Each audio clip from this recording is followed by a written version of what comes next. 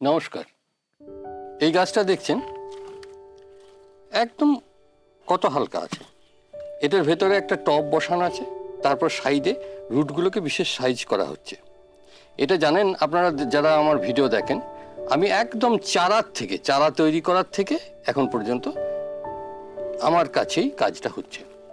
এখানে দেখছেন এগুলো প্রচুর চারা, এগুলো তৈরি হচ্ছে। এরকম চারার থেকে প্রথমে এই গোড়াটা কেটে শেকড় বার করা, এইগুলো সব করি আমি।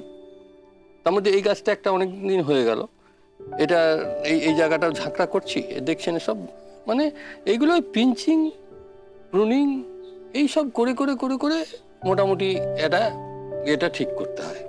এবার আমি এটাকে ভাবছি, এই যে এইগুলো দেখছেন, এগুলো নিয়ে আমার সব এখানে অনেকগুলোই আছে, সব বড় বড় গাছগুলো বসানো আছে। এটাকে আমি আবার এখানে সেট করব। যাই হোক, এটাকে আমি আস্তে আস্তে খুলবো। এটাকে খুলতে গেলে প্রথমে এইগুলোকে বের করে নিতে হবে। এটাকে বের করতে গেলে, কারণ এর শেকড় খুব নরম হয় তো, মানে খুব সাবধানে কাজ করতে হবে যাতে জখম না হয়। নিচে সব বালি আছে, উপরে একটু সিন্টার দেওয়া ছিল, মানে আমি বালি দিয়েই তৈরি করি। এটা বহুদিন ধরে করছি, এটা আমার অভিজ্ঞতা হয়ে গেছে অনেক, বালি দিয়ে কাজ করে করে।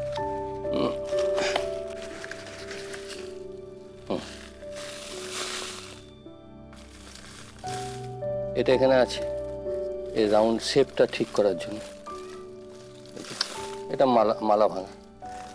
এটা এই তার দিয়ে টান দিয়ে রেখেছিলাম, কারণ কি মানে শেকড়গুলো পজিশনগুলো ঠিক ছিল না, বেঁধে রাখিনি, কারণ তাহলে কেটে বসে যাবে। এইদিকে রুটগুলো একটু কমজোরি আছে, দেখি কিভাবে কি করা যায়। এটাই যা লম্বা হয়েছিল, এরপরে রেখে দিলে কি হতো, নিচে দিকে গুটিয়ে যেত। এবার ভাবছি এটাকে আমি এখানে সেট করব, এটাকে ভিতরেই দিয়ে দেবো, কারণ আমি চাইছি এটা এইরকমই একটা শেপ হোক। পরে শেকড়গুলো আমি যদি মনে করি, ইচ্ছা করি চওড়া করে নিতে পারবো, কিন্তু এখন যদি একটা শেপে না থাকে কিছু, আমি এগুলো কমিয়ে নেব। এটা মোটা দানার শেপ বালি, এর সঙ্গে আগে প্রথম দিকে দিইনি, কিন্তু এখন আমি দিয়েছি। সেটা হচ্ছে হাড় গুঁড়ো সিঙ্গেল সুপার ফসফেট, মানে সুপার ফসফেট, যেটা ফসফরাস জাতীয় জিনিস বাজারে পাওয়া যায়। ওই সুপার ফসফেট, হাড় গুঁড়ো, সরিষা খোল, নিম খোল, সবগুলো সম পরিমাণ সমান সমান ভাগ করে নিয়ে এক জায়গায় গুলে নিয়ে গাছে, আমি সাধারণত মিক্স খাবার হিসেবে ওটাই ব্যবহার করি। আর এটার সঙ্গে মেশানো আছে। এটা বসিয়ে দিই,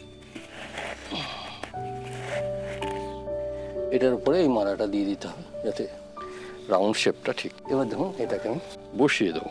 এই জায়গাটা বালি ফিল আপ করে রাখতে হবে, তবে এই রুটগুলো বেরোবে।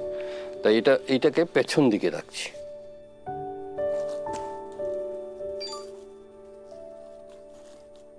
এবার হালকা আস্তে আস্তে আমি এই বালিগুলো মিক্সচার তৈরি করাই আছে খাবারের। এবার আস্তে আস্তে দিয়ে থাকবো।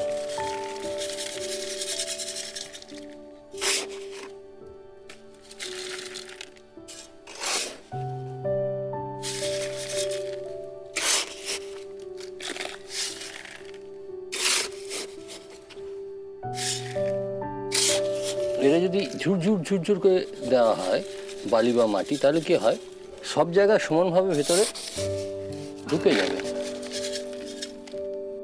এবার এতটা পর্যন্ত আমি এটার বালি ফিল আপ করে দিয়ে এটার মধ্যে জল দিয়ে দেবো।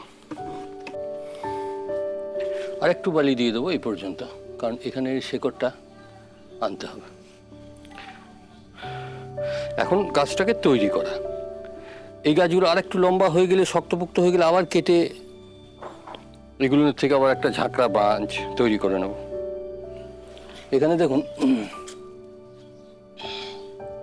এটা অ্যারাবিকাম, দেখছেন তো, এটাও কিন্তু কেটেছিলাম। দেখুন, কেটে একে আরেকটু ঝাঁকড়া করে নিলাম। এই কাটিংয়ের সময়টা আমি বারবার বলি, মার্চ মাসটা সবথেকে ভালো সময়। তাছাড়া এই বর্ষাকাল মার্চ, এপ্রিল, মে, জুন পর্যন্ত এদের প্রুনিং, রিপোর্টিং আরামসে করা যায়। তবে সয়েলটা ওয়েল ড্রেনেজ সব সময় করবেন। বালি সব থেকে ওয়েল ড্রেনেজ, যার জন্য দেখবেন এদের চারা বালিতেই সব থেকে ভালো হয়। এগুলো মনে রাখবেন, কারণ আমি সব সময় সব কথা মনে পড়ে না, যখন যে কথাটা মনে পড়ে যায় আমি বলে দিই। এবার এইগুলো খেয়াল রাখবেন, দেখবেন বাগানের কাজে কোনো অসুবিধা হবে না। এখানে দেখুন, আমি আরেকবার দেখিয়ে দিচ্ছি। এগুলো হচ্ছে চারাগুলো অ্যাডেনিয়ামের। এখানে কতগুলো বায়োবাব ট্রি আছে, ওইদিকে কয়েকটা অ্যাডেনিয়াম রয়েছে। এখানে দেখুন, এই নিচেতে এখনো বেশ কিছু অ্যাডেনিয়াম রয়েছে, আর এই উপরেও বেশ কিছু বসিয়ে দিয়েছি। এগুলো পরে আমি আপডেট দেবো, আমি এমনি এক ঝলক দেখিয়ে দিলাম। ধন্যবাদ, আবার আপডেট দিতে থাকবো।